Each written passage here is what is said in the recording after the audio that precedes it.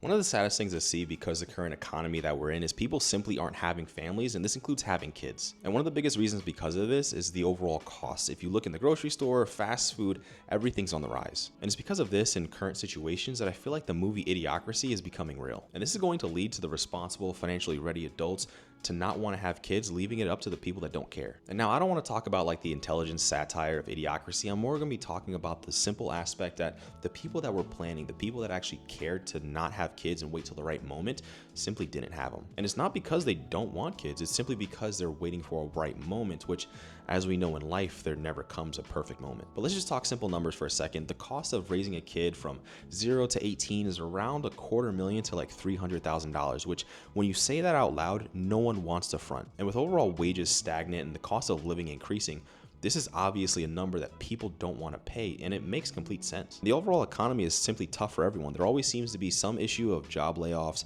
some issue of hiring freezes, people can't get a job, and I mean, the list goes on. But this doesn't include having kids. This includes settling down as a whole. Most people are getting married at a later date, they're having kids at a later date, and I mean, they're even getting in relationships at a later date. And the sad trend that you see is no longer a family with the whole white picket fence, it's just a struggling adult in a studio apartment. The simple image of a nuclear family living in the suburbs is essentially dwindling. Most people realize that they can no longer afford that kind of lifestyle. And what's being lost is a future wanting to plan for having kids. And unfortunately, because of the current economy that we're in, is only going to decline. And I feel like I haven't seen a lot of politicians discuss with this. We're currently in the presidential debates, and a lot of times they don't even care about the average household that most people live in. So with this is the rise of the whole dual income, no kids household. And realistically, this sounds fancy, but this is the only way to survive in 2024. This lifestyle still allows you the flexible freedom to do what you want, but dual income, no kids is still surviving. And I mean, realistically, I don't want to have a talk about how the declining birth rates can have a negative effect on the economy, but